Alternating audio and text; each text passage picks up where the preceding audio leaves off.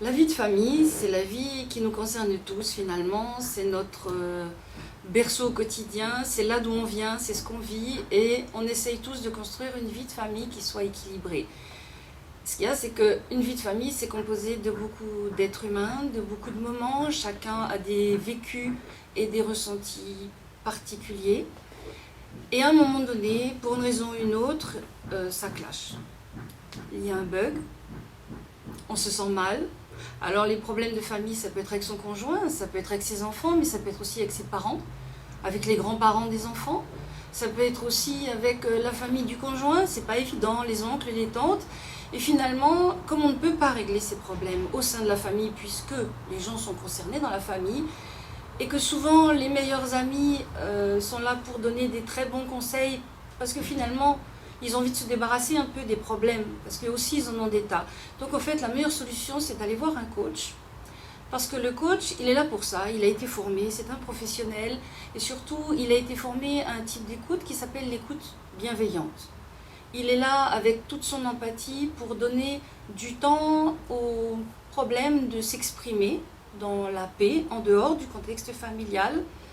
Et comme on le dit souvent en psychogénéalogie, la rencontre des êtres, c'est souvent la rencontre de deux arbres. C'est-à-dire que quand on rencontre quelqu'un, par exemple quand on a un coup de foudre, ou quand on rencontre par exemple sa belle-mère ou son beau-père, on vient comme des arbres chargés de nos histoires avec des branches, des racines. Les racines sont très profondes, enfouies. Les branches, même si elles sont en surface, elles ont en elles inscrit toutes nos histoires. Alors il y a les manques, par exemple, il y a eu des bébés qui sont morts dans la famille, il y a eu des gens qui sont partis, il y a eu des divorces. Tout ça, ça fait qu'on noue des relations avec un autre être ou des autres êtres qui ont des choses en miroir correspondantes. Alors quand les arbres se rencontrent, si tout fonctionne bien dans un premier temps, c'est bien, mais on s'entend mal souvent parce que les mots ne sont pas les mots qu'on aimerait dire. Il y a des situations de stress qui naissent, il y a des attentes qui ne sont pas comblées, et finalement un beau jour on se retrouve avec la gorge nouée, on a le plexus solaire qui est bloqué, on a une situation de stress et on n'arrive plus à dire à l'autre ce qu'on aimerait lui dire. Alors finalement, ce qui est bien, c'est de prendre du recul, de sortir du cadre et d'aller voir quelqu'un. Alors bien sûr, le coaching, ce n'est pas de la psychothérapie, on est clair là-dessus. Un coach, s'il se rend compte qu'il y a des graves dysfonctionnements psychologiques, va orienter les gens vers un spécialiste. Le coaching, ça dure en général 5 séances, 10 séances, 15 séances, c'est en fonction de l'évolution et du bien-être du client.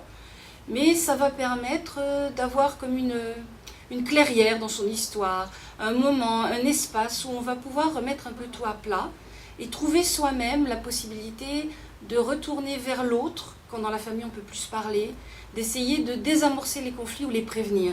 Parce que ce qui est important aussi, c'est d'avoir le temps d'anticiper sur des graves dysfonctionnements au sein des familles pour que finalement tout le monde soit heureux et qu'on arrive à aller un petit peu plus loin. Donc le coaching familial, c'est ça. Et ça permet peut-être à chacun de retrouver un petit peu ses marques et de s'exprimer, d'exprimer ses sentiments, ses émotions.